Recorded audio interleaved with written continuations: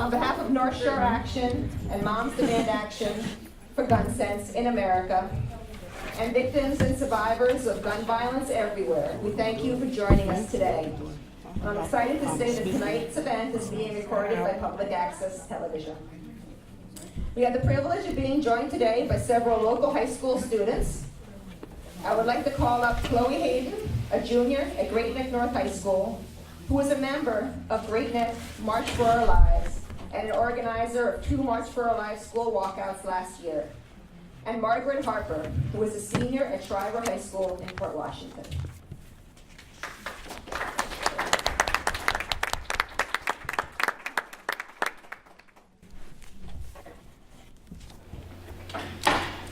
So we're just going to start off today's forum with a moment of silence in memory of those who have lost their lives in our battle against gun violence in the U.S. and around the world. So we're just going to do a moment of silence now. Thank you. And following the moment of silence, we'll have a powerful song sung to us and played to us by Margaret Harper from Port Washington.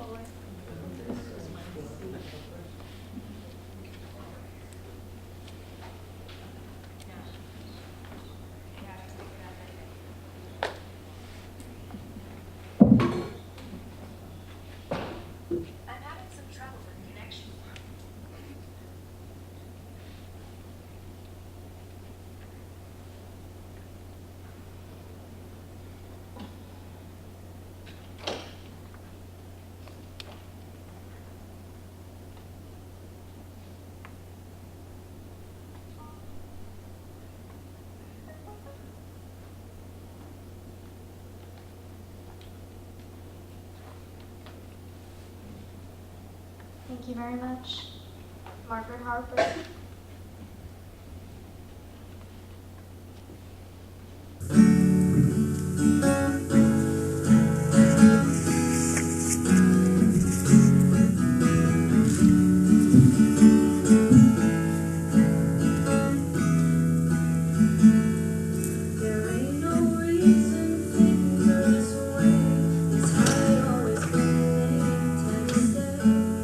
I don't know why I say the things I say.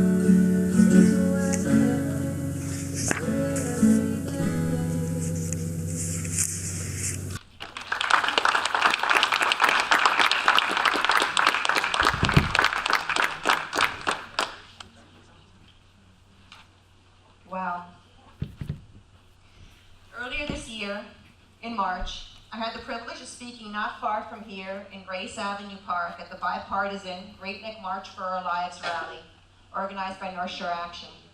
At that time, we came together with a huge March for Our Lives rally in DC, and sister marches and rallies all over the country, including New York City and all over Long Island.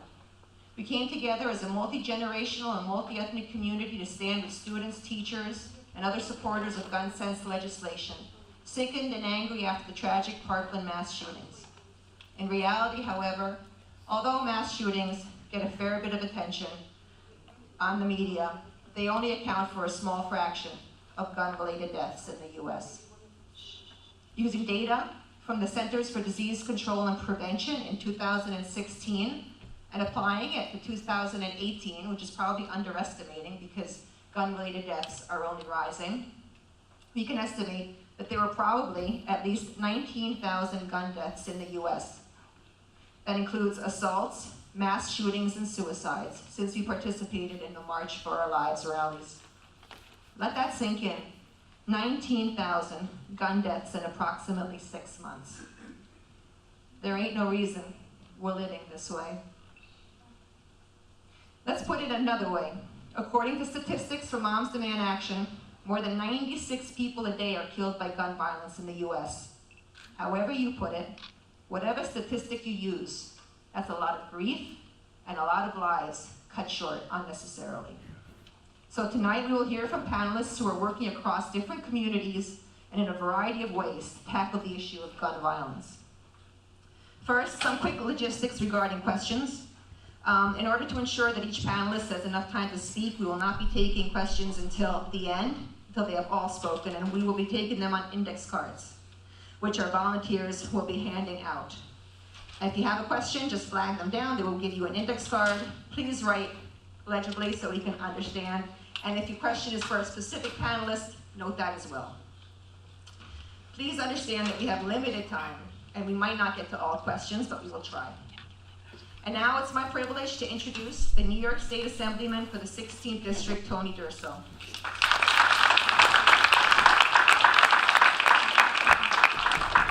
Born in Italy, Tony emigrated to the US at age 21 with only 8 years of education. As a small boy in Formia, Italy, Tony witnessed both of his parents risking their lives to hide a Jewish family from German soldiers. This experience shaped his identity and gave him a sense of purpose. After immigrating to the US, he received his bachelor's and master's from the Pratt Institute of Architecture. He's a familiar face to many of us since he's been in public service since 1971. In 1991, he was elected councilman for the town of North Hempstead, serving many of us here in that role. Since leaving his post as councilman in 2005, he's been committed to helping the less fortunate, locally and abroad, embarking on 40 volunteer trips. Tony is a strong advocate of legislation that would help protect us from gun violence. As our New York State Assemblyman, Tony co-sponsored several relevant bills, including a bill to establish a waiting period before a firearm, shotgun, or rifle may be sold to a person, a bill known as the ERPO bill, establishing extreme risk protection orders, which are court-issued orders of protection, prohibiting a person from purchasing, possessing, or attempting to purchase or possess a firearm, rifle, or shotgun, and several other bills. There are other bills he's co-sponsored and that are pending in the New York State Assembly, including the Children's Weapon Accident Prevention Act, which would make it a crime to fail to store a weapon safely, and a bill that would provide for gun violence prevention programs in public schools. I believe some of our panelists will delve more into the legislation, and including the lack thereof at the federal level, and the fact that these bills need also to be passed by the New York State Senate. So with that, I hand the microphone to Assemblyman Durso.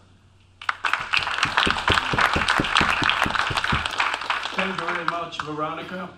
And thank you, where's Kay, the silent partner in the efforts to sponsor and put together this forum here tonight. Thank you both.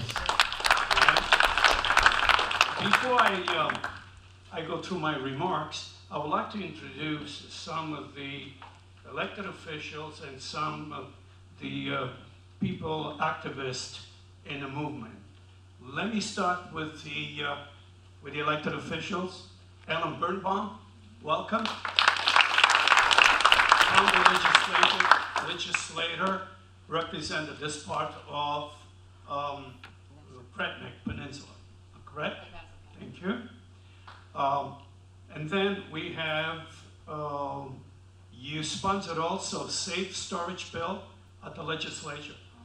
Thank you, and I hope that you are successful as much as I wanted to be in the state legislature.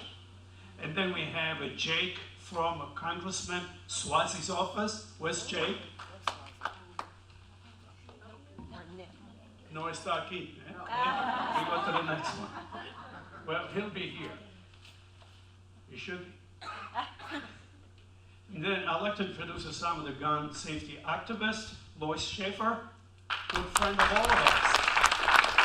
For many years, championed, the cause.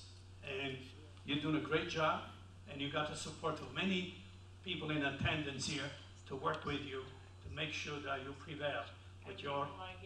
Thank you very much. Thank you. So good luck. And then Joyce Kuriki from Minneola. I don't know if you remember that shooting on the Long Island Railroad, the Maryland station between Carson City and New Park. And her husband, unfortunately, was a victim, and he paid with his life. So, welcome. We all feel for you and your families. And then Julia Fenster, the mother of a panelist here. Where's Julia? Hi. Welcome. Nice meeting you. Now I wanted to go through some of my remarks, and it goes as follows.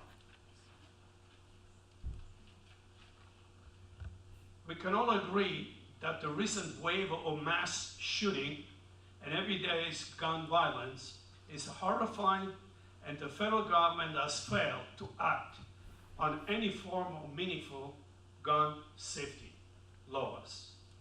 Those of us at the state level and local level are taking matters in our hands to curb violence in our communities, a task which relies heavily on organizations such as Moms Demand Action and North Shore Action and New Yorkers Against Gun Violence.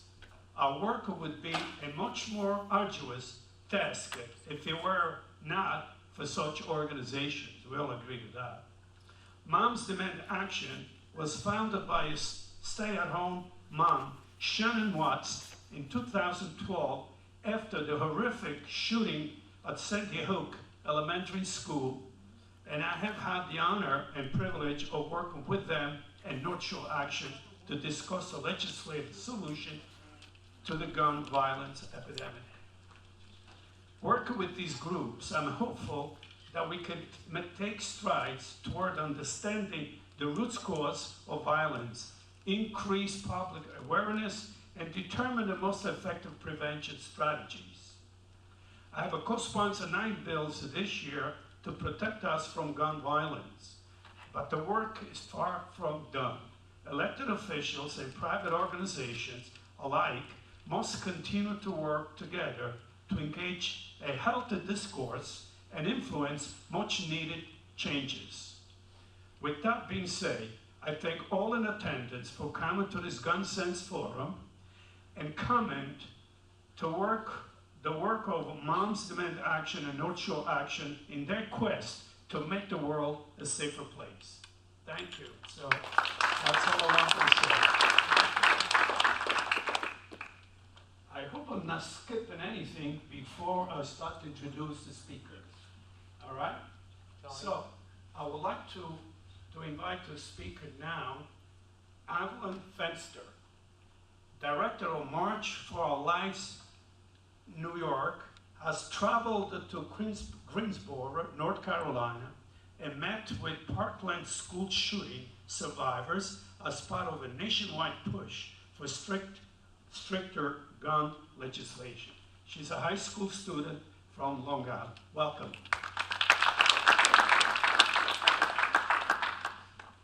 I'll just stay here. So my name is Avalon Fenster. I am 16 years old. I am the co-founder of March for Our Lives Long Island, and I am now the liaison organizer for New York State for March for Our Lives. So I guess I'll talk a little bit about my work, but before then I think I would like to talk about kind of how I got started, because a lot of people ask me that question. So actually, when you had spoken, or when Veronica had spoken about your parents, it really touched my heart, because my grandfather was a Holocaust survivor who lost his entire family at my age. And my mother, who's in the audience right now, was a Jewish refugee from the former USSR who came to this country with her family fleeing religious persecution. I remember the 9 months saga. I was 5 years old. I remember that.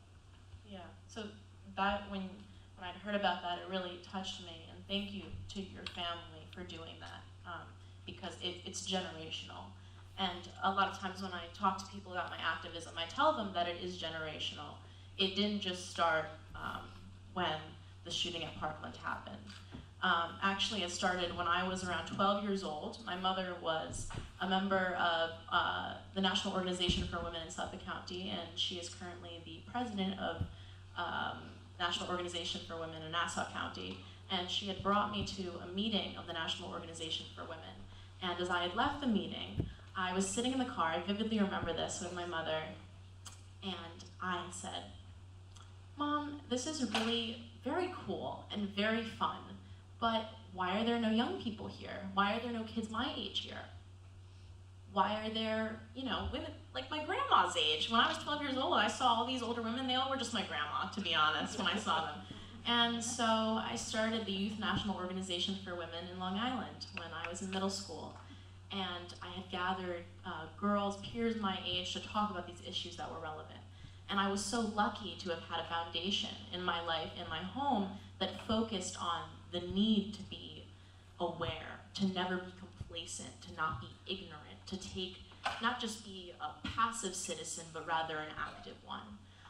So my roots in survival in my family truly ignited this passion for activism from a very young age. And in terms of March for Our Lives, when I was, it was a few days after the Parkland shooting, and I was sitting in my living room, and my mother and I were talking, and I felt this call to action. For some reason, I knew this was important. I knew this was going to be something big. And so, along with my co-founder, we started March for Our Lives Long Island, and we organized thousands of youth across Long Island to become active. We had 3,000 individuals at our rally in Huntington. We had weekly meetings leading up to the rally to activate that base of that network that we had cultivated, and we've had countless events since. But I think what I would like to take my time today to talk about, instead of talking about my own work, is to talk about the issue at hand. And I think for all of us in this room, I often talk about this, is that for a lot of us, this is a fairly new issue to grapple with. This is something that we think is recent. We hear this a lot in the media, recent epidemic of shootings, recent epidemic of gun violence. It's not recent. Gotta break the news to you, it's not recent. And the reason we think it's recent is because it's happening in communities that the media doesn't cover. It's happening in communities that people don't care about, because that's what they've been taught not to care about. And I think the thing that I really want to emphasize with my time right now is that gun violence prevention is not just legislative. It's not. Gun violence is not going to stop just through laws. It's an important and fundamental step in gun violence prevention work, but that is not the work. The work starts when we look at the fundamental roots of gun violence, because we can't, cut off someone's arm and then say, that's it, they're done, that's it. That's not how it's going to happen. We need to take a closer look at the issues that have been so deeply engraved in our society that we can turn a blind eye to them. And what I'm talking about is the school-to-prison pipeline, immigration reform that we so desperately need, the abysmal lack of funding in our public education system that isn't allowing for violence prevention programs. Forget about gun violence prevention programs. Violence prevention programs, violence intervention in our schools and communities that so desperately need it but are continuously ignored because their pleas are never heard. And I think that we've come to a point where most of us are awake. Most of us are awake at this point to this issue. But what we're not awake to is how we can actually really genuinely start to make change. And that's becoming more engaged than just coming to specifically gun violence prevention forums, than just talking about the issue of gun violence as something that's only mass shootings.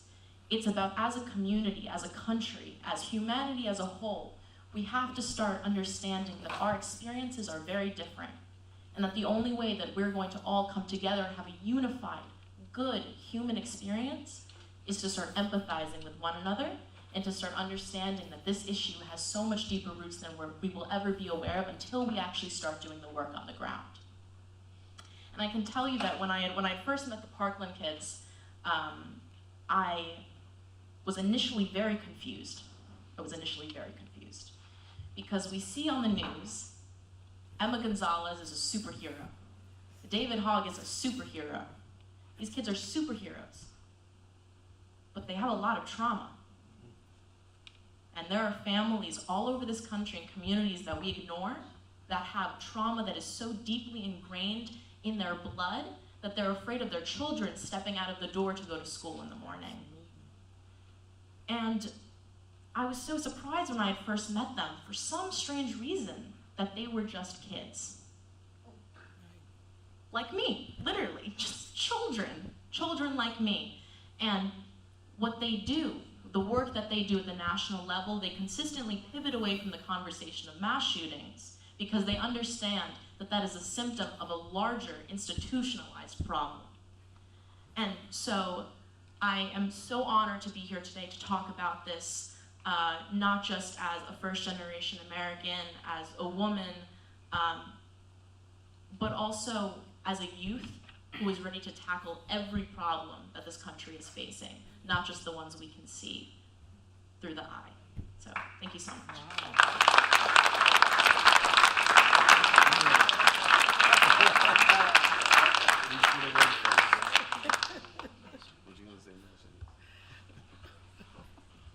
We should have more like you that get involved at such a tender age. Thank you very much. All right. The next speaker is Shenee Johnson. Yes. Did I pronounce that correctly? Yes, you did. Thank you so All right. much. I accomplished something, so pronounce one name correctly. So do you want to speak from here or you want to come to the podium? I'll stay right here. Beautiful. And I feel like we can go home. After Avalon speaking, that was just amazing. You are so amazing. And thank you. And I thank your parents. So you did a great job. My name is Shenee Johnson, and I am a survivor. My 17-year-old Kedrick Ali Maul Jr. was murdered in 2010. He was a honor roll student, and he had an academic scholarship to St. John's University. I always say that. I'm also with Moms. I work with Mom, and I'm also a survivor membership lead. But the reason why I always stress that fact, because my son was killed in 2010, and it was a total different climate in terms of speaking about gun violence on a national level. And so I think I even knew you back then, Sergio, right? And during those days, we were hurting, we were screaming to the world, and no one was paying attention to us. We were letting people know that this is happening to us. We are suffering in our communities. And it's so unfortunate that, when, I don't want to say gun violence crossed over, but in a sense it did. It was unfortunate when those babies in Sandy Hook, when they were murdered, and that's when America started to wake up. That's so unfortunate. And, just doing the work on the ground, in 2010, I kind of felt like I was alone. I was going to support groups. I've even went to a support group out here, and I was told that my story was too harsh for their group. And so that's when I formed my own support group for mothers and families that have been murdered by gun violence, that had children that were just like me throughout New York City. and we worked and we were on the ground. And what's even more, what makes me even more heartbroken is that, and especially particularly in communities of color, that they're not only losing one children, but they're losing 2 and 3. Coming off the cuff of National Remembrance Day for murder victims, I was with moms who had 2 children in the same household murdered. Two tables, two places at the table missing for the holidays. And it's just so unfortunate, and I thank all of you for being here. I also want to recognize the survivors who are just like me, and who are also on the front line to tell their stories over and over again. You know, and we got to keep going. As much as it hurts, we continue to be the faces of the gun violence prevention movement. Thank you, Avalon. You really said it all, because gun violence does disproportionately affect communities of color. And that's where we need to be. We need to reach out to those communities. We need funding. Just recently, we had a shooting in my community in Suffolk County, and nobody really, you know, it happened. It was on the news once, and that was it. You know, people don't want to be bothered sometimes, unfortunately, until it hits their front door. You know, and even now, after Parkland, we saw a surge of people who wanted to be involved, and now not so much. You know, so we have to continue to keep the same energy to prevent these tragedies from happening. Also, I feel like I'm preaching to the choir, because I feel like all of you, you're here and you want to end gun violence, but we have to somehow find a way to reach everyone else out there. You know, we have to find some way. Somehow we have to find a way to get to people, you know, to get them to understand that we really have to make a difference. Also, we're going to vote out politicians who are not of common sense gun laws, who are not looking for common sense gun laws. That's the bottom line. I mean, these young people came and they're speaking the truth. Any politician who is beholden to the gun lobby, your time is up. You know, and you can't be afraid anymore. And that's what I feel that the young people our youth bring to the table. They're not afraid to speak the truth. And that's what we're going to continue to do. I have 3 surviving children. Like you said, you touched on trauma. And a lot of counseling for them, because I also feel it's a rippling effect. You know, a lot of unresolved trauma in communities of color. You know, that's why I thank God for the Cure Violence. You know, anybody ever heard of those organizations where they, you know, they try to get with the young people to prevent retaliation?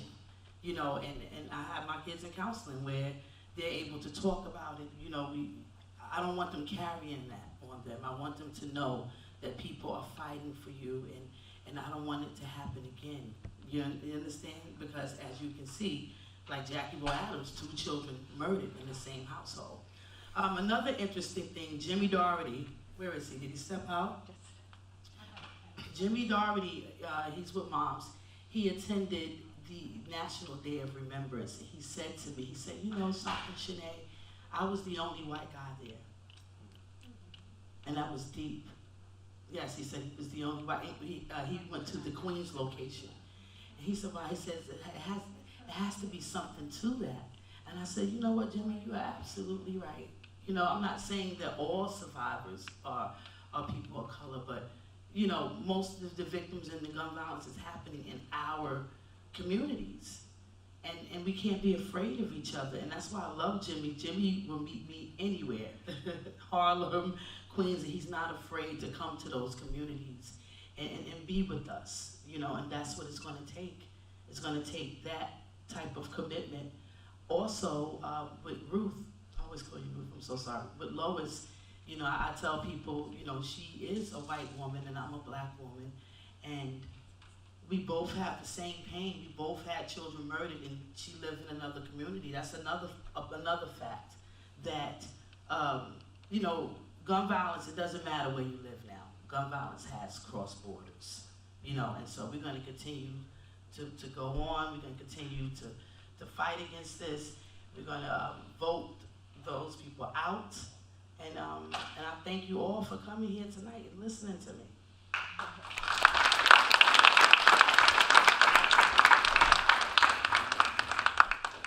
I tried to correct the mistake that I made. When I introduced Shenee Johnson, I did not say how she got involved.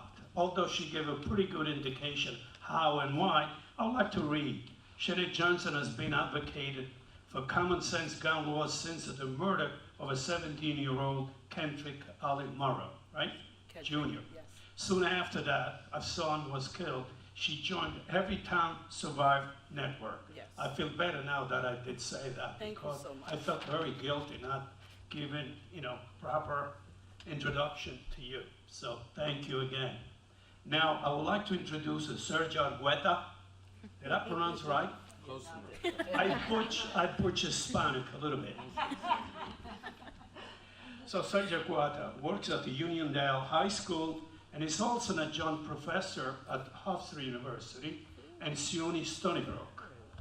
His Gang Prevention and Intervention Agency, STRONG, is the acronym, Youth Incorporated, which stands for Struggle to Reunite Our New Generation, and has become a leading agency of its kind in the nation.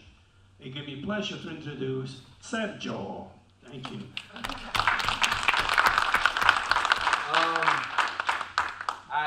I can't sit. I work with young people from 6:30 in the morning, and I was actually late here today because there were some issues that went on in my school that needed some attention. I want to preface what I'm going to say with welcome. Welcome. It is truly an honor to be in your presence. And I want to say good morning to all of you. Right? Buenos dias. And I say good morning not because I don't know what time it is, right? Or because I get up early. My 3-year-old woke up, and at 5:30 in the morning, I'm getting ready to leave the home, and she's like, "Papi, you work at night?" I said, "No, baby, it's morning. You woke up a little early today, but it's morning." And so I say good morning, not because I see that it's dark out, right? And I think it's still morning. But I say buenos dias because it truly is an awakening that so many individuals, particularly here on Long Island, are going through in terms of actually waking up and saying this is a serious issue. And I say welcome at the same time because although I am truly someone who's joined someone else's fight at whatever age, right? So many of us that are just learning about this problem now are the energy. Yes, regardless of how old you are the energy and the motivation and the inspiration that will propel us forward to create some sort of change. Right. And I can tell you it's a change that so many of us have desperately been waiting for. I too am a first-generation American. I too had a mother who came with a 6th grade education, fleeing poverty more than anything, in need of a better future. And she ended up in a place called Long Island, in a place called Hempstead. And what I tell folks whenever they hear I'm from Hempstead, I say, listen, when you walked into my kindergarten classroom and you asked the kids what they wanted to be when they grew up, they said things like, I want to be president of the United States of America. Regardless of what class they came from, regardless of how dire the situation in their homes were, they still dared to dream, right?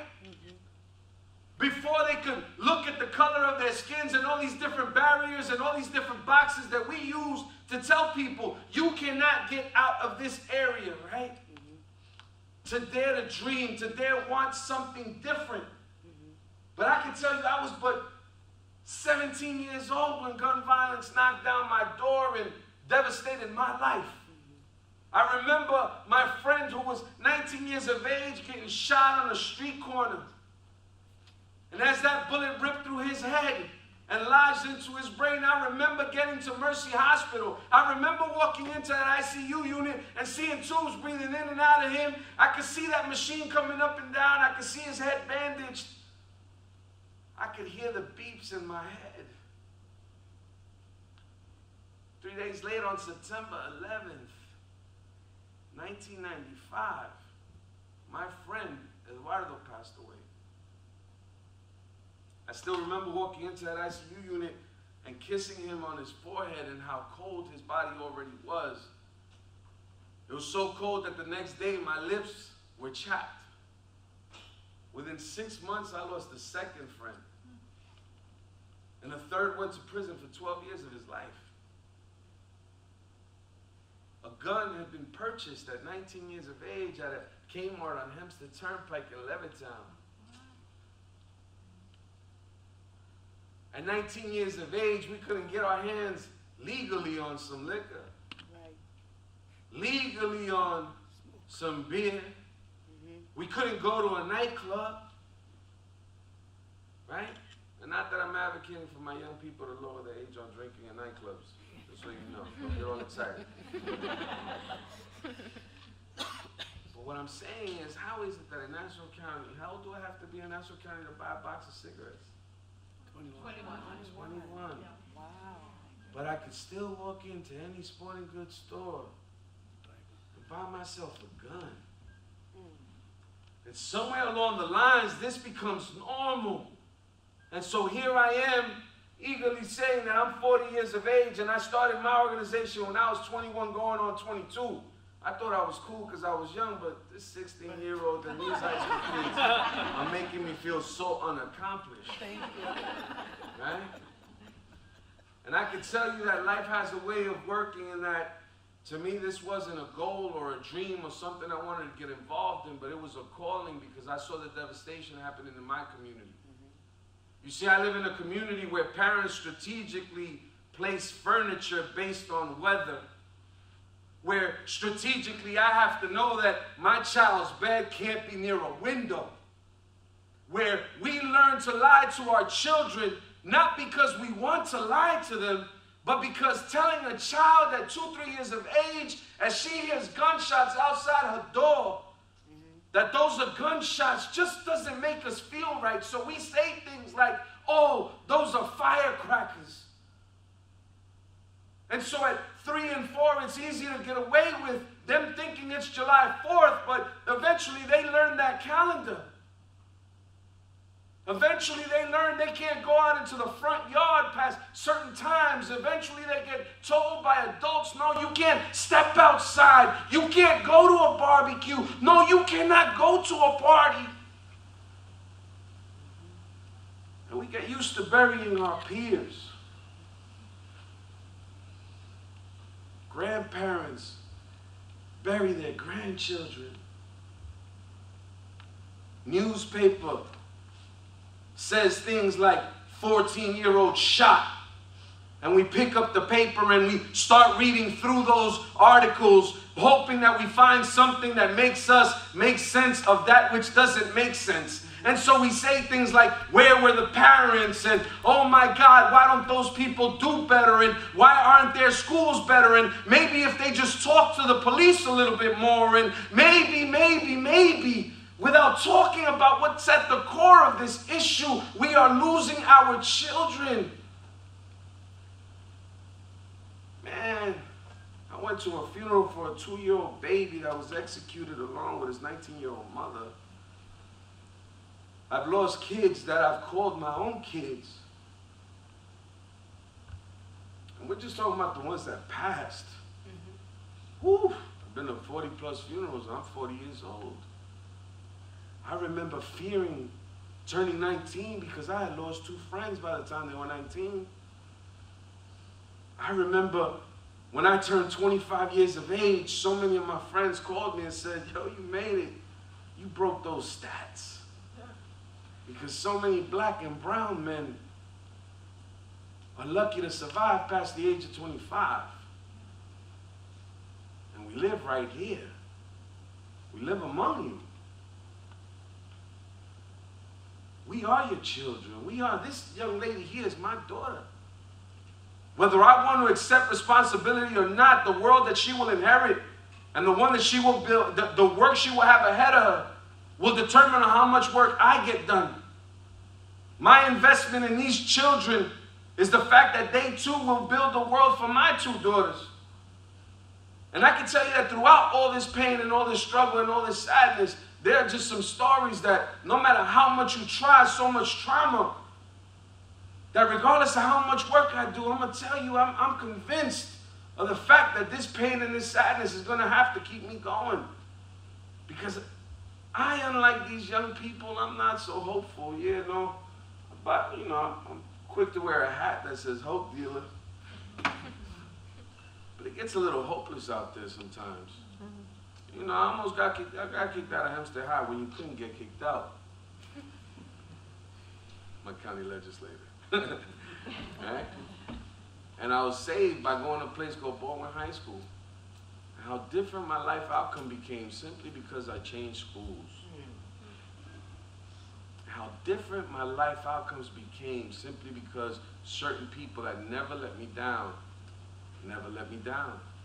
And I was blessed to graduate high school in 1996. And in June of 2000, we started strong after I went to Nassau Community College, became an honor student, salute, president of student government, and accomplished some great things. I got accepted to a place called Columbia University out of Nassau. I went there, you know. I couldn't stay there because at the time, tuition was $30,000 a year, and that was simply too much. But at the time, the state of New York was spending $60,000 per inmate in the New York State Correctional Facilities. Nassau County spends $300 and something a day in that Nassau County jail. And we never hesitate about where to find the funding for that. Right.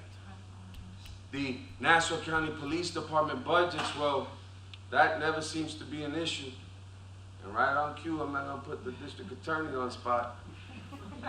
But the resources for prosecuting a lot of these cases is more than abundant in certain instances. And so the question so many of us have to ask ourselves is, what do we do to make something different? What do we do to start saving the lives of our young people? And guess what? Fact of the matter is, I'm convinced that it is these young people that are actually going to create that change. You see, the only way we get to change the outcome of our current situation is by giving life, speaking life to the stories. I was fortunate enough to start strong, and I did that for 11 years, and in 2011, I decided I needed a transition, and I became the director of the social work program at Adelphi University, becoming an administrator and an adjunct professor there. And I remember how great life was, but every time I got into my car in Uniondale, on that border of Uniondale and Roosevelt, where back from 2006 to about 2010, where 13,000 people lived, we made up close to 70% of the homicides on that Uniondale-Roosevelt border. 13,000 people, 1% of Nassau County's population, making up 70% of the murders in this county, right? And so jumping in that car and driving past Greenfield Cemetery on Nassau Road, driving past Hempstead Middle School and Hempstead High School to take President Street to suddenly cut back to that cathedral and seeing that Sacred Heart, right? And crossing over Fulton and driving to beautiful Garden City, and within 15 minutes you see the disparities that have allowed this to fester. Divisions purposefully made to separate us for whatever reasons benefit them. And for just a second, I would get smacked in the face with that reality every day, and I said, I got to get back in the trenches. So I took a school social worker position at Uniondale High School. People thought I was crazy leaving academia. Why would you do that? Because I missed my kids. Because as I turned to Newsday and Channel 12, yeah, we were, listen, the charts with the pyramids as how we've dismantled these gangs and their animals, and you know, we're gonna throw them up, lock away the key. But for just a second, I can't help but think how we don't do much to save any of these children. We don't really dismantle the systems that allow this to sort of fester in our communities either, right? Systems that have been broken, that have been allowed to remain broken, because people aren't brave enough, bold enough to say, no, this stops on my watch, right? So it's been a rough 3 years, going on 4 years now at Uniondale High School. I've lost 8 students. 8 students. They've died at the hands of other students. I've had conversations with young men who both tell me the exact same sad story, similar to the Assemblyman's, I'm sure, if he could go back to when he first came to this country. This feeling of being desolate, of not feeling cared for, of not having opportunities, of having conflict within families, and getting picked on and bullied, and not knowing the language, It seems sometimes the only people that are there to offer a hand are those other lost kids that got here a little bit earlier. No different than the Irish kids, right, in the early 1800s, or the Italian kids, or the Jewish kids, or the Polish kids, right? Fact of the matter is, the narrative is the exact same narrative. The exact same narrative. The exact same story. And so I've sat with young men who cry in my office. And within days, sometimes within hours, one is being arrested for taking the life of the other. One of the most painful stories is the story of a kid who gave me a little run for my money when I first got to Uniondale. He cut a couple classes and I'd have to chase him down. He had a little bit of a conflict with his parents once in a while because it's typical adolescent behavior. We had meetings with the parents. The parents would come in. Anytime I called, the parents always answered. Anything I asked for, the parents were always there. We had forums at night. The parents were there. One day, the kid leaves summer school.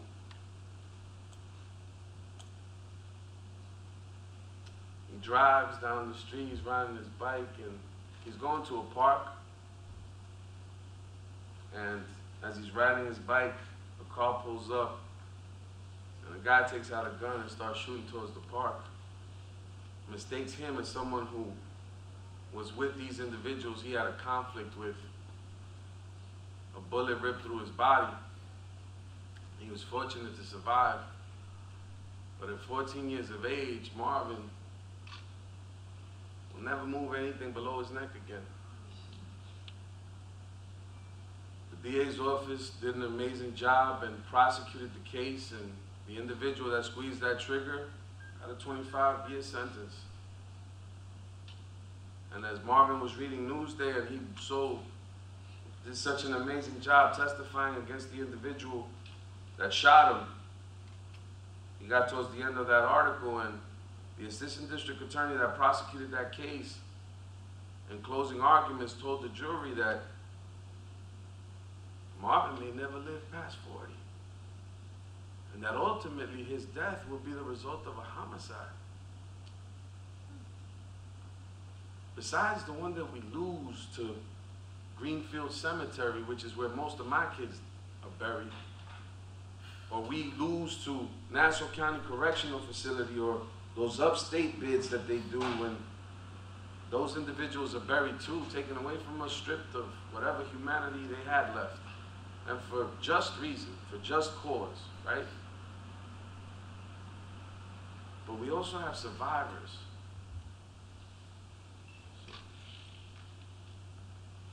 Not a day goes by that I don't think of what I could have done different.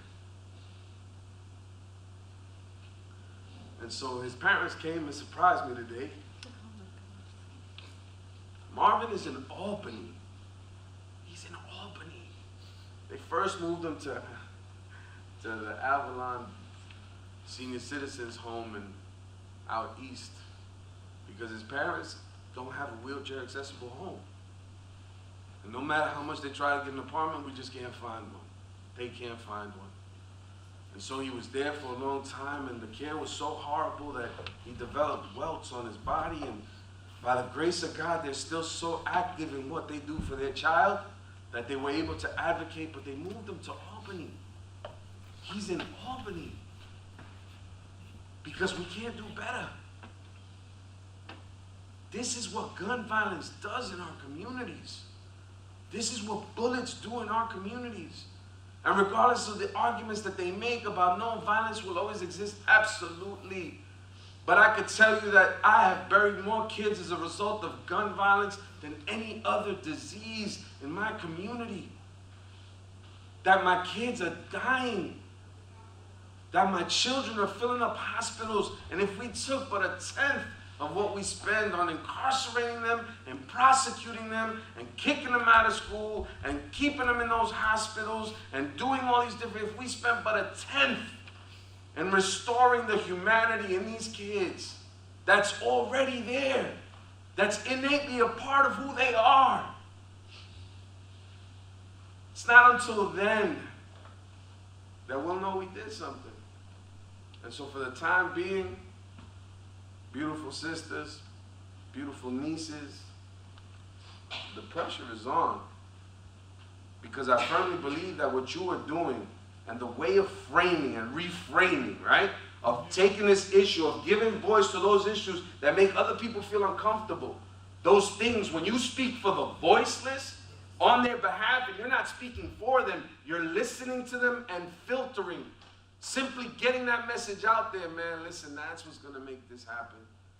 So, thank you to my students from Stony Brook that are here. Thank you. Very impressed. To the ones they dragged along. Thank you. Let me tell you something. I, for one, it was easy. So, I'll be clear in front of my students. I'm referred to as a former gang member for a long time. Like, oh, he's the former gang member. I was gang involved from 13 to 19, 18 years of age, right? I have 140-something graduate credits. Nobody wants to talk about that. I got 2 master's degrees. Nobody really wants to talk about that. Half a law degree. I couldn't finish. Too expensive. Then I saw what kind of life these singers has. I said, nah, it's not for me. Right? But you know what? I'm blessed. I'm a blessed man. I have 2 beautiful daughters, 3 and 9, and when I tell you that they give me hope, and I think about how, listen, we moved from Uniondale to Long Beach, and the reason was the final nail in the coffin was the fact that I came home at 1 in the morning and there was an event next door, a party being had by some kids, and I walked upstairs, and as I was, in my room, gunshots went out, and my wife had to grab my beautiful daughter, who was my oldest, we only had one at the time, and drop to the floor with her. And I could still see her face. And I ran out of that house to see this little neighbor that I knew leaking, gasping for air. And by the grace of God, he survived. But it was at that moment that I was like, I can't do this. And these 2 little brown girls that I have, right? Their life outcomes, their life opportunities have drastically changed for no reason but the fact that they live in an entirely different community. And when I tell you about unearned privilege, those 2 little girls, besides the fact that their mom is so beautiful, right? Right? It's all unearned privilege. They don't deserve any better than my girls who are stuck right there in Uniondale and Roosevelt and Hempstead and Wyandanch and Brentwood and Riverhead and all these other places, these pockets that exist even within communities like mine. I live in Long Beach now. When we moved that first week, there was an assault-style weapon was shot off in the Long Beach channels. How does that work? So these are the questions, and it's these young people that are going to find these answers. Thank you so much for listening to me.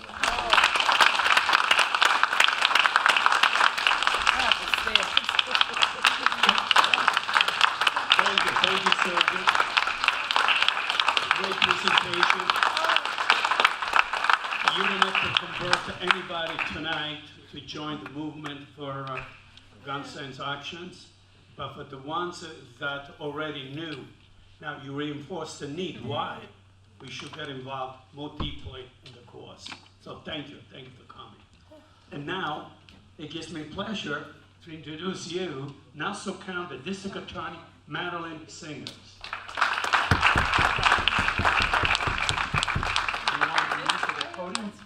I would like to say a few words about Madeline Singas, our district attorney. Her priorities are to combat the narcotics and weapons trafficking, career criminals, and violent gangs. She's working towards a solution to stop the national public health and safety crisis of gun violence as an active member of PATV, which stands for Prosecutors Against Gun Violence, an independent coalition of prosecutors from jurisdictions across the United States. Thank you and welcome. Thank you. Good evening, everyone. It's such a privilege for me to be here, and I love coming to events like this because the people who are here are the people who are the voices for our communities, the people who take time out of their evenings to come and learn and to come and get information. And I always say information is power. And all of us alone, each agency by itself, is really powerless to solve so many of our issues. That it's not until we bring so many of our neighbors and friends and community leaders and faith leaders and elected officials together that we can really make a difference in our communities. So I'm sorry I wasn't here to hear the entire program, but I know Sergio, and we're grateful that we have people in Nassau County speaking for our kids and fighting for our kids. And I'm grateful for his students being here as well, because you know, these last couple of months, as I think about gun violence and as I think about the events that happen, you know, I'm so inspired by the young people. I'm so inspired by the students, and not only the ones in Florida, but all the students who I meet constantly who are saying, you know what, basically their message is, you adults have let us down. You know, you've failed us. And it's time for us to take an active role in what our future will look like. And you know, as a mom, we have failed our youth, especially when it comes to issues of gun violence. So when I heard about, you know, all of those school shootings, you know, and you think about what is it that we can do, right? What is it that I can do as the DA? And you know, I never wanted to be in this situation in Nassau County where something happens in one of our schools, there's an active shooter, and then the next day we get the inevitable, well, we knew that there was an issue with this person. Or if you had just looked at social media, you would have figured something out. Or if you would have just listened to his or her classmates, if you would have just listened and intervened, then maybe this wouldn't have happened. So I never wanted to be in a position in Nassau where we would have said, oh, we should have done something more, we should have done something better. So I started a school safety task force and community task force, and we brought together a lot of stakeholders, including people like ACLU lawyers, to make sure that we're protecting people's rights, including law enforcement and faith leaders and community leaders, to say, okay, let's make sure that information that we have doesn't remain siloed in these different institutions, but that there's a blueprint, there's a way to share information so that we can,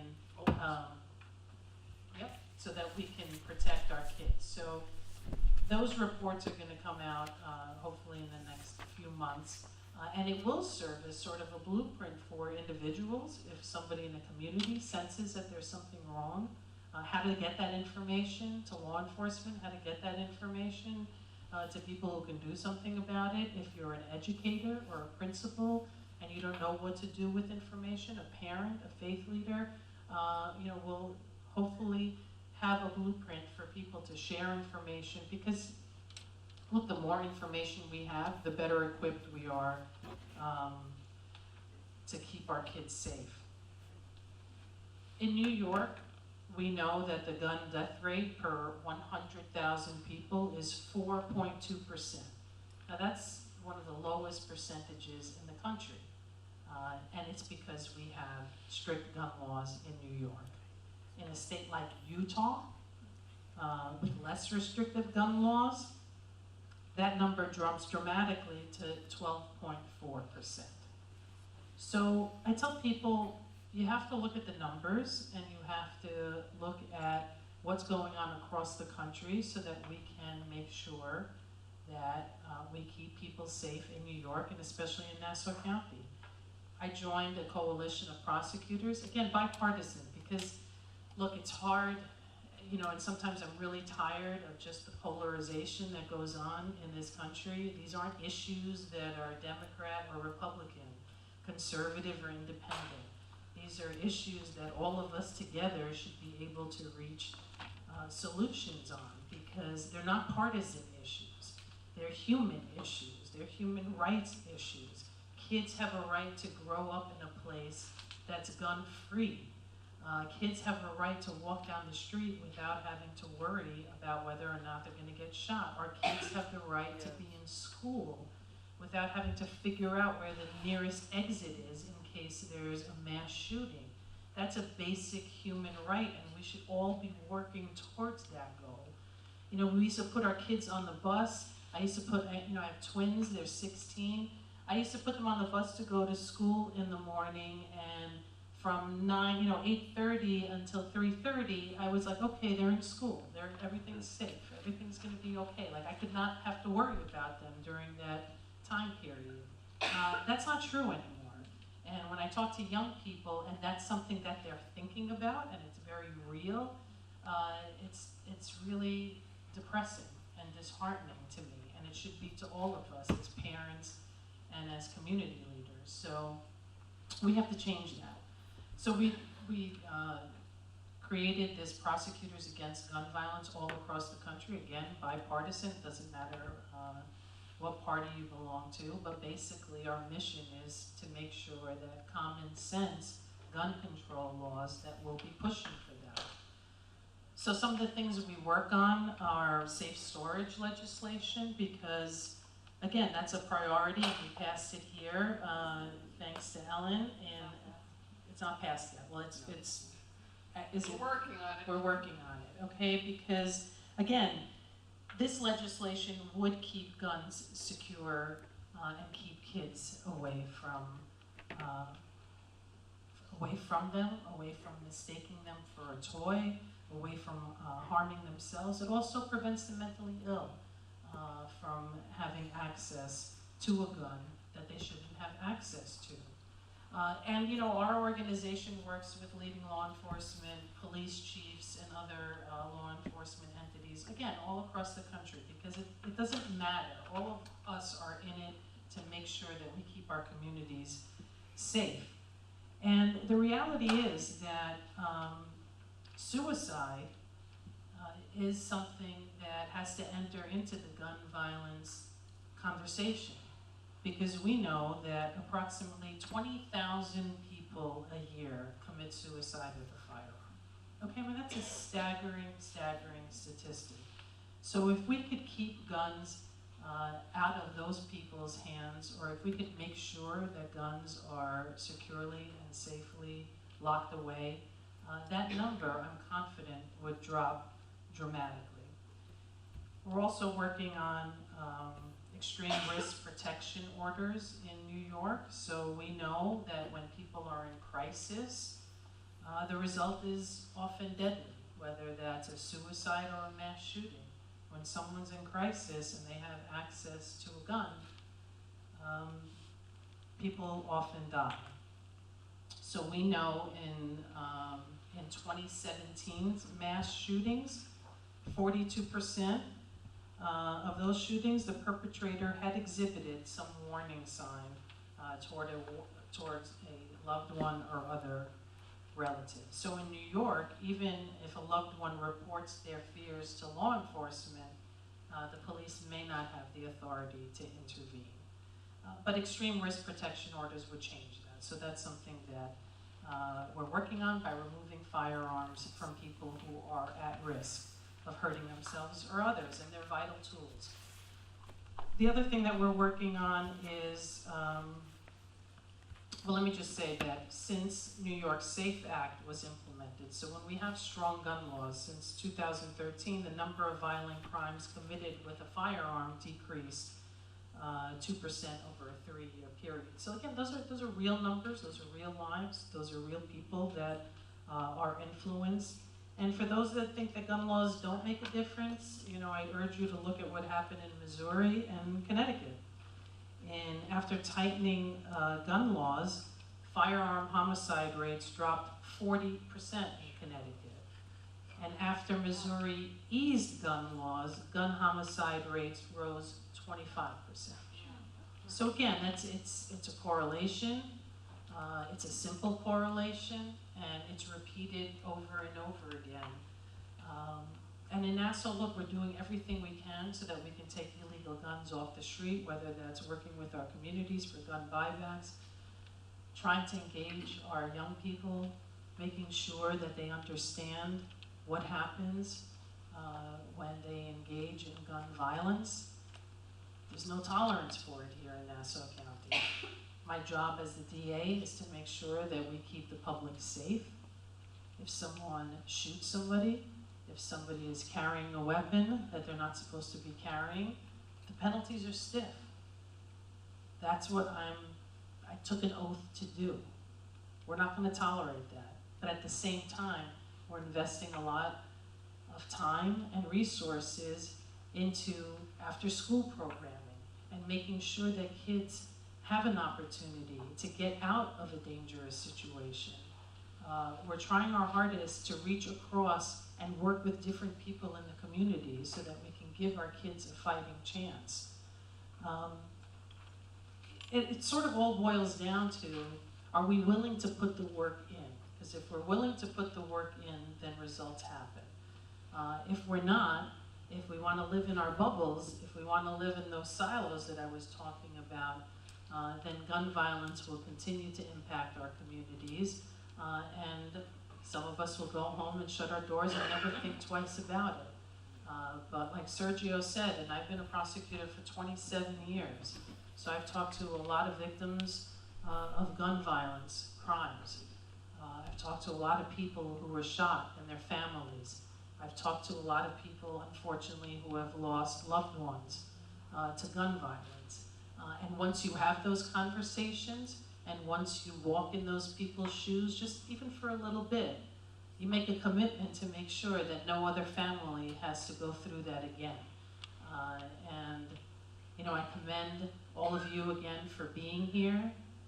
One of the other things that we're working on is the Concealed Carry Reciprocity Act. So basically what that was, they were trying to pass, which basically said that if you, basically the state with the least restrictive gun laws would trump every other state. So if you bought a gun in a state that was less restrictive than New York, those rules would apply, and you could come into New York City, you could come into Times Square, you could go to Roosevelt Field Mall, carry your concealed carry permit, with your concealed carry permit from another state in New York, and there's nothing that we could do about it. And that would cost people's lives. That would make the police's job a lot more difficult.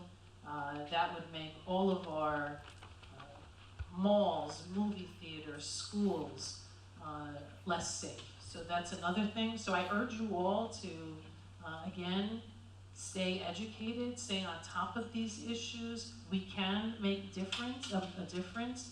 I urge the young people to use their voice and stay involved, because the future is yours, you know, it's here now. And, you know, I'm so proud of the people who I meet, who are making a difference, who can step outside of their own lives and start acting for other people. So thank you, Tony, for putting this together, and thank you all for being here. Before I turn the microphone to Veronica, I would like to make an announcement that 2 additional elected officials have joined us a little bit later. And one is Rebecca Sassooni. She's a Great Neck Board of Education trustee. Where are you? Welcome. And the other one is Patty Katz. Did I pronounce correctly? She's a commissioner of Water Control District. Welcome. We're pleased to have all of you here. Thank you. Thank you so much. Thank you to all of our panelists. Thank you to the Assemblyman. So I've heard a lot today, and I don't really know what to make of it. There's a lot to be thought about, right? Legislation, not enough, and yet a necessary step. But what else do we need to do? I'm sure you also have questions. We're going to do away with the index cards because we're a small, intimate crowd. So, and anybody has a question, raise your hand, and Beth will bring the microphone over to you.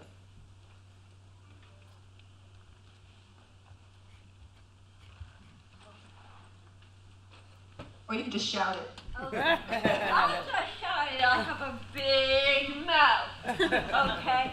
My question is, how do we get out of this narrative of calling people mentally ill or crazy when we talk a lot about gun violence? Because this person was crazy and this person was nuts. And we really have to think about who is mentally ill. And as a matter of fact, mentally ill people are more likely to experience violence on themselves than they are to do violence on somebody else. So how do we get out of the narrative of calling the Parkland shooter crazy or nuts or whatever? You know, yes, there's something wrong there, but most people with mental illness are not. I'm a disability rights advocate, Right. so, you know, Thank you. how do we just get out of this narrative? Thank you, thank you. Avalon is reaching for the mic. Thank you so much for that question. It's actually something I try to consider a lot because rhetoric is so important. It's not just about what we do. I talk about this a lot. I'm on my school's ethics bowl team, so we talk a lot about the importance of not just talking about the ends of the situation, but rather the means we use to get there. So I think that the way that we can handle and change and pivot the narrative around, you know, calling people crazy or unwell or saying mentally ill, but not actually implying illness, rather implying a negative connotation, is talking about these people, these people, and I say that because I am not one of them, and I have not experienced disability or impairing mental illness, is to talk about them with empathy as people who need help, people who should have help. This goes back to my point in the beginning about our healthcare system. There are people all over this country who are struggling, who simply don't have the resources to get help. And that's horrible. 59 out of the 96 gun violence deaths per day are suicides. That means that 59 people out of those 96 took it upon themselves to harm themselves rather than other people. And that's horrendous. So I think the way that we can pivot that narrative is to discuss the issue of mental illness with empathy and with compassion.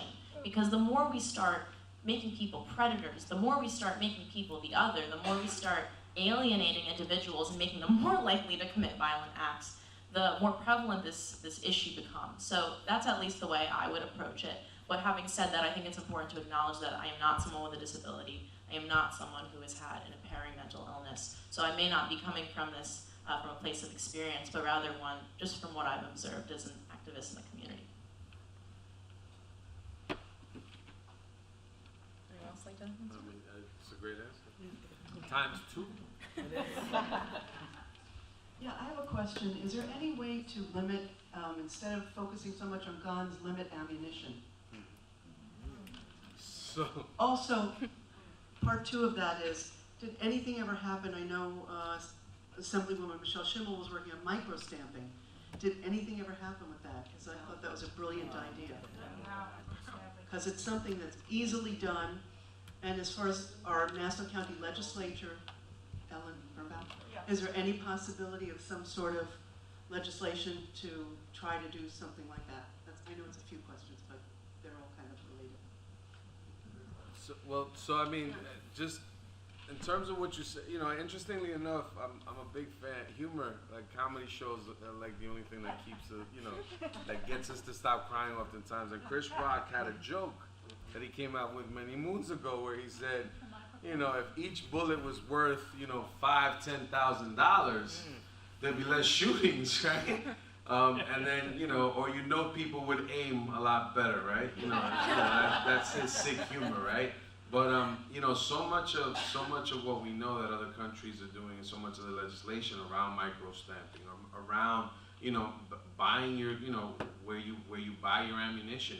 How do we trace that, right? So much of I was interviewed back in 2011, 2009 for a story where they followed a gun from down south where it was purchased all the way up to Long Island where it was used in about 4 or 5 different incidents, right?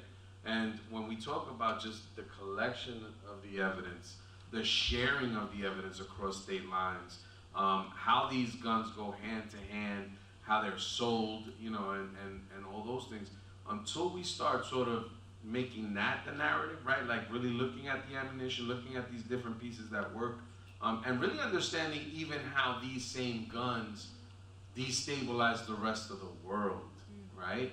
Because the guns that are just, you know, that are being shot in a country like El Salvador where so many people are fleeing the violence, and in Honduras and in Guatemala and throughout other parts of Latin America, the guns are made here, right? And you know, the wars and how these people are causing all this, like, you know, we need to change that narrative and sort of look at that analysis, because that's really what I think will be much more sort of powerful. And when we start sharing that, but in terms of other legislative, you know, means. Could I just answer that? Go ahead. Okay. I would just like to make a statement, and I think what's happening in Nassau County with the bill that I'm sponsoring is similar to what happens in New York State. There's just certain elected officials that refuse to touch any issues dealing with guns. Yeah. And do I have to say it? But it's political. It's partisan. NRA. Well, I am part of the minority in the legislature. We have 8 seats versus 11, and anything to do with a gun will not go anywhere. And I think it's the exact same issue in New York State. So it's a shame that it has to be a political issue. And the country. And we could speak about Washington. You know, we I could have as many agree. protests and march outs and assemblies, and unfortunately, our elected officials fail us. I hate to say that, because the reason I am in government is to do what my constituents would like. And I think, you know, all of us here, of course, want to see our laws strengthened, but we need to have a change in who we elect. Thank you. So that, I'll agree with that, and the other thing that I'll say is that it's incumbent upon all of us as citizens to demand of our representatives that they represent us and not their own interests and their own political interests.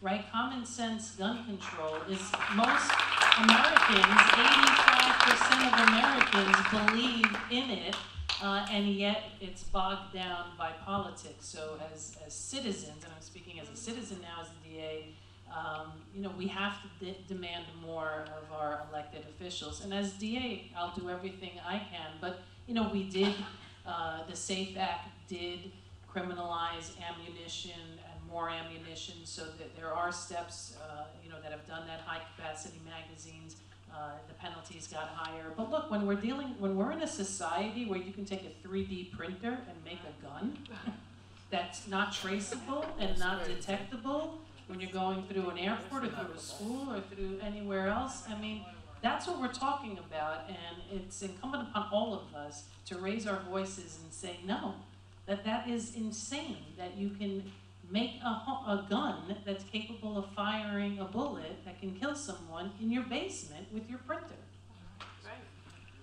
Just real, so I also wanted to echo the fact that it cuts both ways, right? So in this instance, when we talk about the current dynamics of the county, you know, it's you know, the Dems are in the minority, right?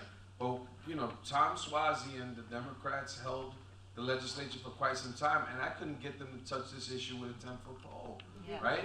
Until we were interrupting them, doing some of the same tactics, showing up and embarrassing them, then they started doing some gang and gun prevention, but it was pretty much, here, please stop following us, right? And that's really, and so part of it is like, we need to also hold all individuals accountable. And at the state, for example, I mean, you know, there's an assemblywoman named, you know, Earlene Hooper, who we could not get a meeting with.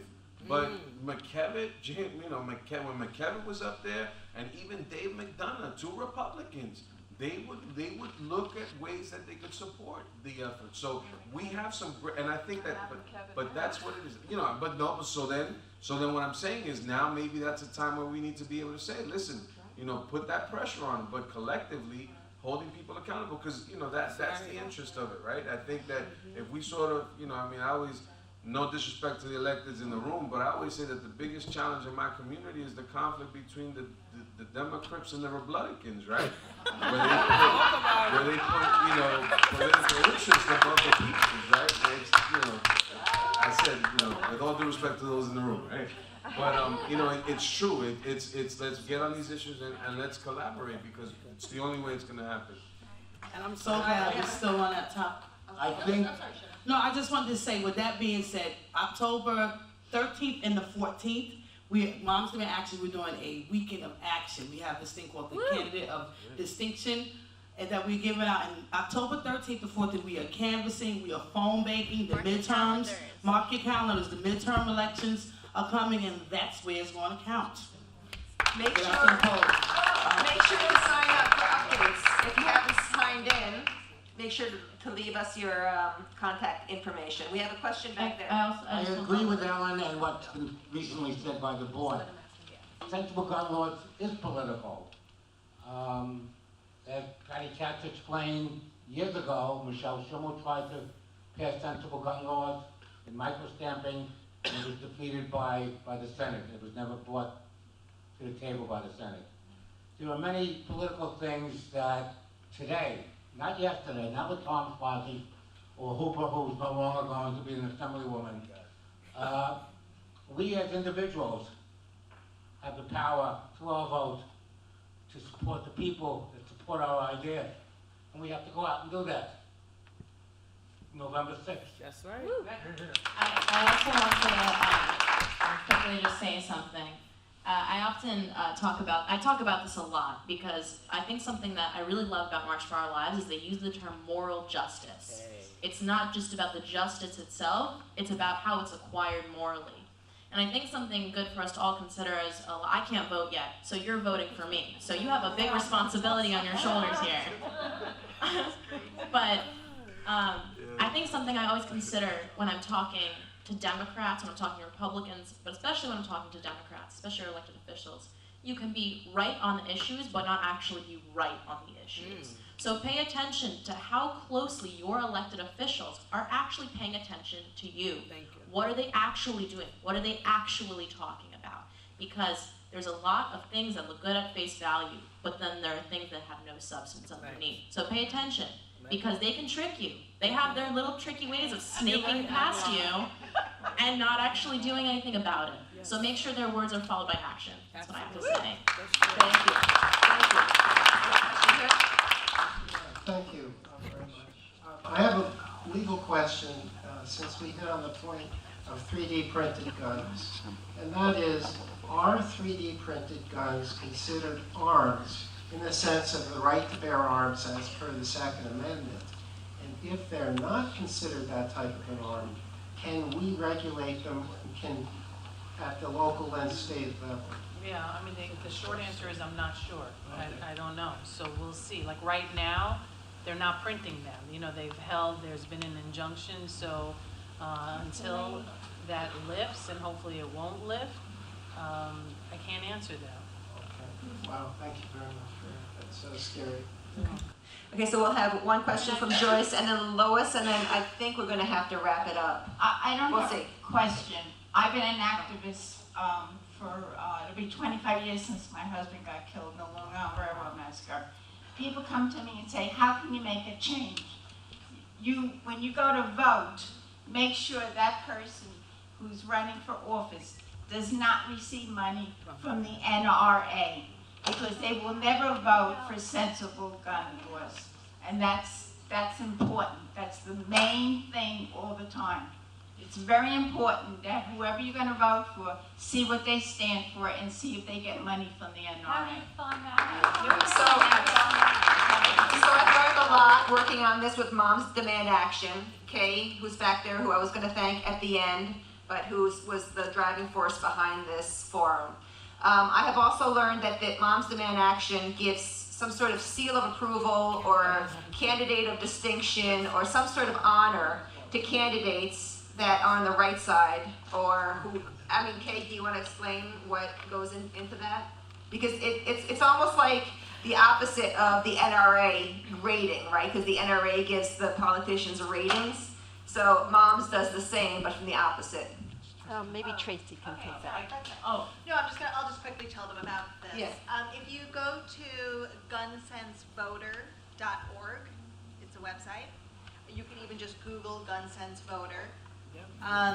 And you can simply put in your address, and a list will come up of all of the local candidates on the federal and state level that have pledged to never take any money from the NRA and that have pledged to actively fight for common sense gun laws. Yes, it's gunsensevoter.org. Voter or voters, plural? Voter, one voter, singular. Gunsensevoter.org. You type in your address, a list comes up of the good guys, the people we want to vote for, the people who will create change. So that's what we have to do. I mean, a lot of this, at this level, it is political. So we need to vote for the right people. So I think Lois wants to say something. Yes, Lois. No, I just want to say that it is inspiring to be here with all of you people. I have, like Joy, I have been a gun safety advocate all my life. In 1993, when Joyce Goricki's husband was murdered on the Long Island Railroad, and Carolyn McCarthy's husband was also, her husband and her son, who was incapacitated, they were shot. And I ran from the North Shore to the South Shore because I believed in Carolyn McCarthy and what it was she was doing. And unfortunately, I have become a victim. And before I was a gun safety advocate, I have a vested interest right now, and God bless all of you who are now involved in this. When I have gone to the Moms Demand Action March over the Brooklyn Bridge, I always ask, have you lost a loved one? And last year, there were a couple from Oklahoma. Why are you here? Because I am thinking about my grandchildren. And that was the answer. So it is inspiring to be here, and we had to have more of this and vote November 6th.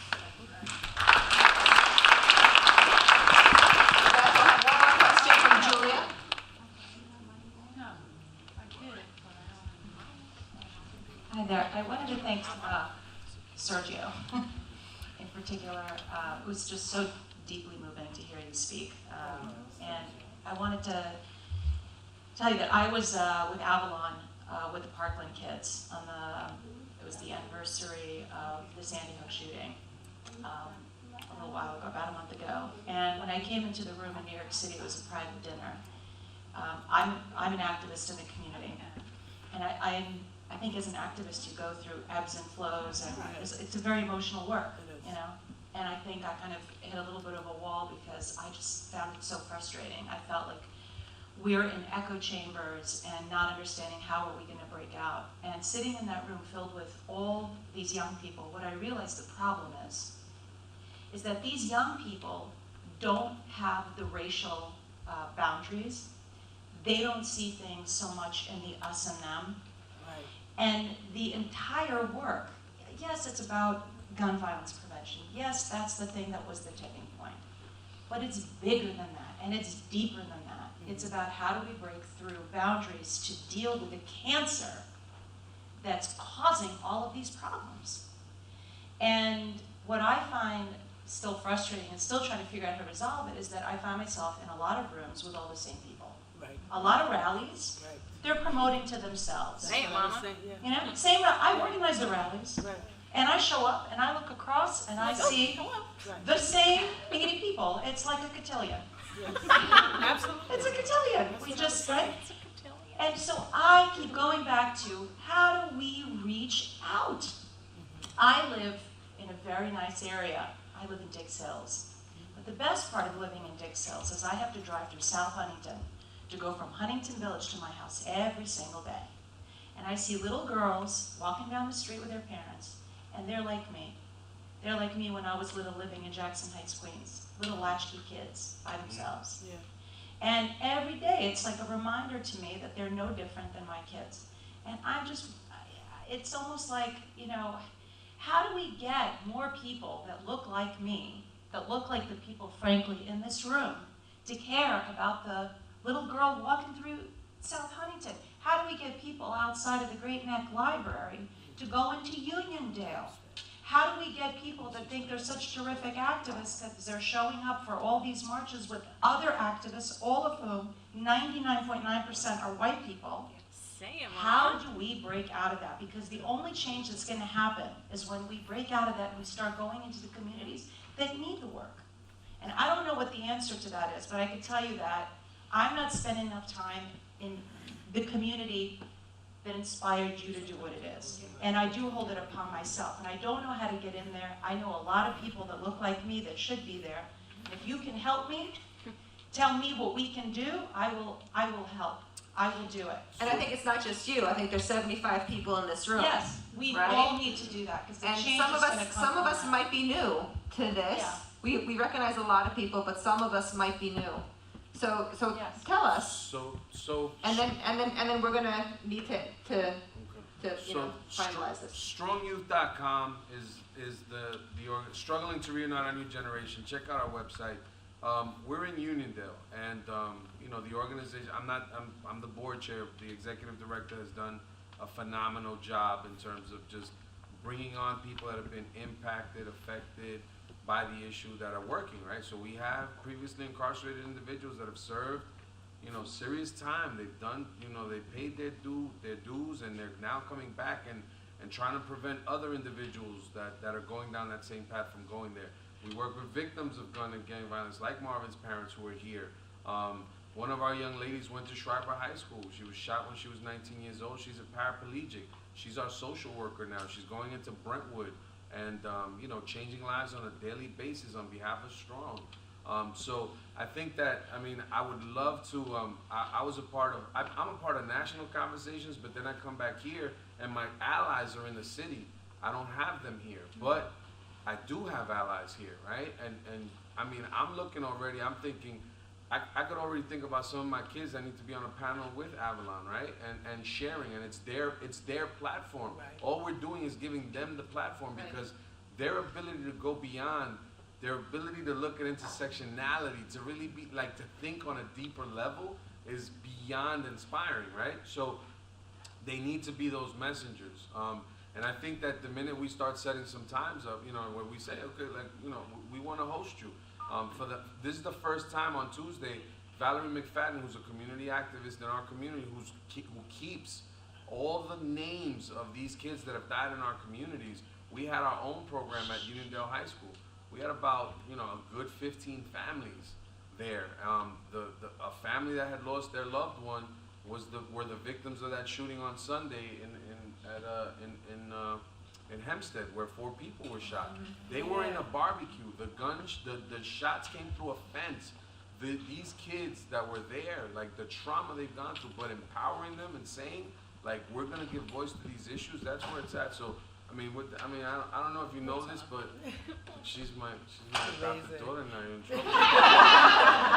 She's got 2 little sisters that she's got to spend time with. Can I just touch on that real quick? Jimmy Doherty, you weren't in the room earlier. That's Jimmy. Jimmy comes to our neighborhoods. Like he said, he was the only white guy there. And then often now, with me moving out to Suffolk County, I'm the only woman of color. And so it's like we kind of switch. But we kind of switch. But he comes and he's not afraid. So he did it. We had a national remembrance last year in Jamaica, Queens, and Jimmy was like, "Shenee, I'm coming." I was like, "You coming, Jimmy?" He was like, "Yeah, I'm walking down the street." So he just isn't. We just can't be afraid of one another, and that and Jimmy's doing it. He's always there with us, and I'm always there with them. We should hashtag be like Jimmy. Be like Jimmy. No, we should. Hashtag So I use him as an example. Okay, one announcement and then we're done. Charlie May made the movie about the Long Island Railroad Massacre, okay? He's made a new movie, and I just saw it, the Parkland Inside Building 12. He made a whole movie about what happened in Parkland School down in Florida. It's going to be shown this weekend at the Belmore Playhouse, starting Friday. It's going to be on the whole week. In fact, I'm going to be down there. So it's quite a movie. I just want to what happened down there. Okay, I just want to let you know, and it's going to be at Belmore Playhouse. Charlie Ming's new movie about the shooting down in Florida. If anybody wants to go. Thank Okay? you, everybody. One more Thank you. Now,